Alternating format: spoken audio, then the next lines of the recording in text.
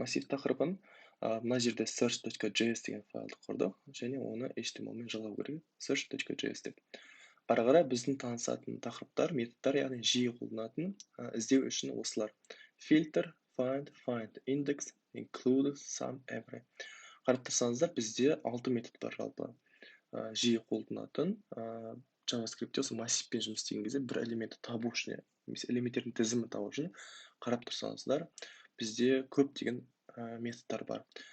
Бір-бірлерін алмастырады кейбірлері, бірақ енді кейбір кездері біреуін қолданған абзалырақ болады басқасынан. Әрқайсысын жүгіре кетейік, біз фильтрмен танысқан болатынбыз. Бұл әр элементті шартқа сай ма деп тексеріп, сол шартқа сай элементтерді қайтаратын еді тізімін. Find бұл бір ғана элементті қайтарады. Яғни шарт бойынша іздейді, егер элемент табылса, сол бір элементті ғана қайтарады. Егер бірнеше элемент болатын болса, шартқа сай, жалғыз табылған бірінші элементті қайтарады. Яғни бір ғана элементті қайтарады массивті. Осыған жұмыс істейік. Өзіміздің мысал, студентті алайық қайтадан. Әсел, мына жерде Диана, Нұржанат, Асқар, дегендей. Енді бізде бір студентті табу алу керек. Мысал ретінде find деге бізде бір студентті табу үшін мына жерде s дейміз, бір студент белгілеп алдық. Егер студентіміз біздің мына Дианаға тең болатын болса, онда осы Диананы қайтарады бізде. Оны браузерда тексеріп көрейік. Мына жерде log found дейміз. Мына жерде found немесе әдемілік болу үшін мағына жағынан result деп қойып тексеріп көреміз.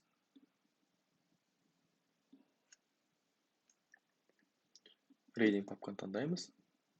Браузерді ашамыз. Диана табылды. Ал егерде біз мына жерге кішкентай әріппен жазатын болсақ, бізде табылмайды, достар. Қарасаңыздар, undefined, онда студент жоқ.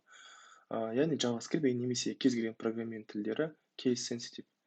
Яғни бүкіл әріпкеден бірдей болу керек. Бүкіл мысалы үлкен әріп болатын болса, мынау егер D тең ол тең бір өлем, бірақ олар оған қосса барлығы үлкен әріппен болу керек. Мысалы, мына D үлкен әріп, кішкентай D әріпке тең емес. Соны case sensitive дейді.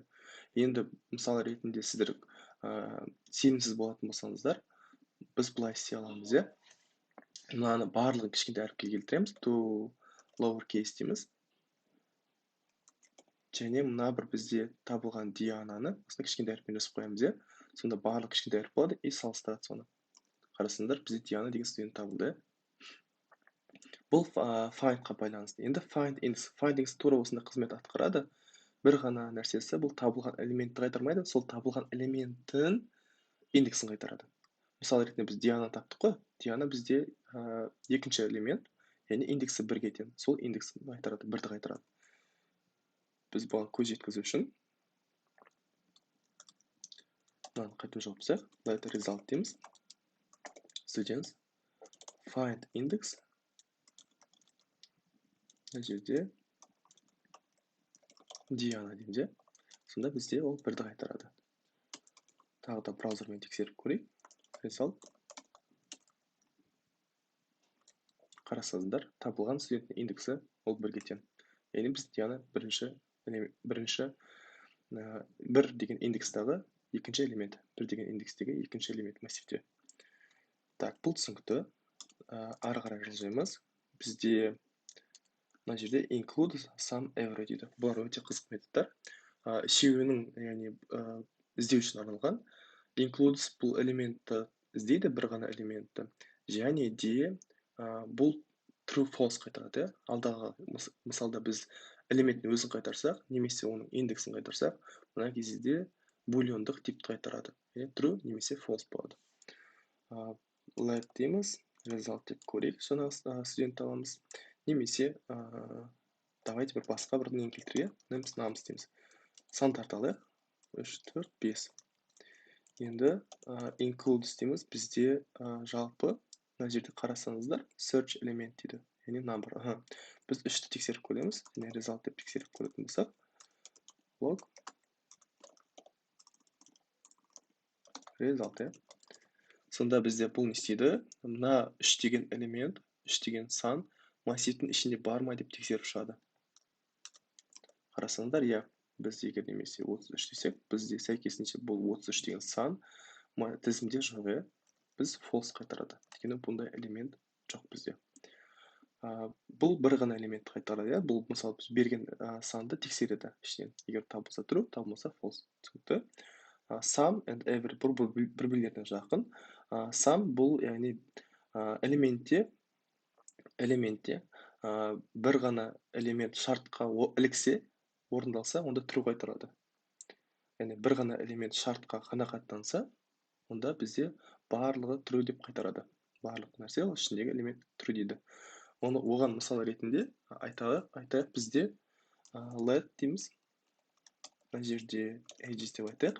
Бізде жастар бар, 20, 15, 31 және 40. Бізде қарап тұрсаңыздар, барлығы яғни 18-ден жоғары болу керек. Немесе былай айтатын болсақ,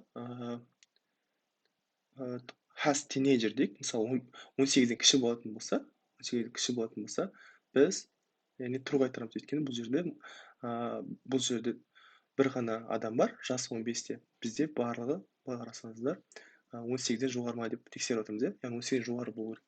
Ол үшін бізде age дейміз. Мына жерде қарасаңыздар, some деп жазамыз.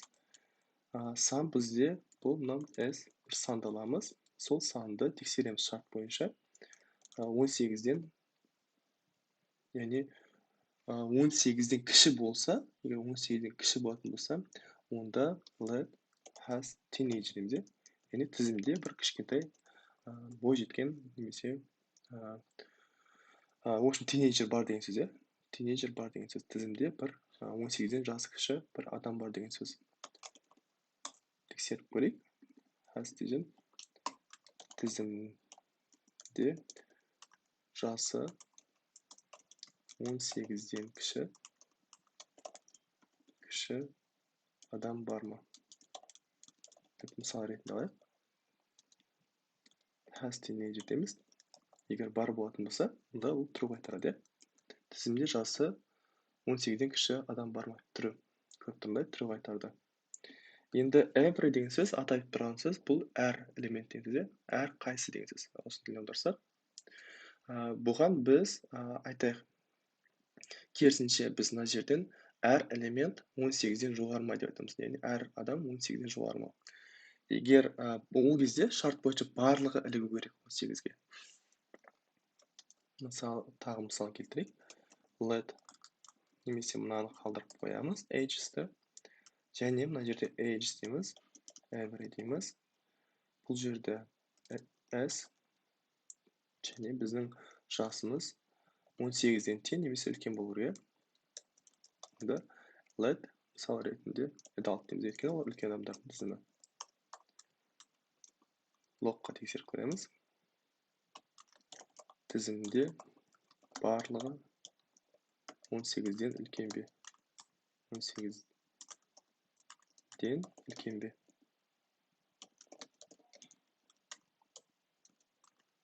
Adult, тізімде барлығы 18-ден үлкен бе? False. Өйткені бізде бір адам бар, жасы 15-те. Егер де бұны өзгертетін болса, 18 деп, яғни әрбір элемент 18-ден үлкен, онда бізде ол true деп қайтару керек. Тізімде барлығы 18-ден үлкен бе? Иә.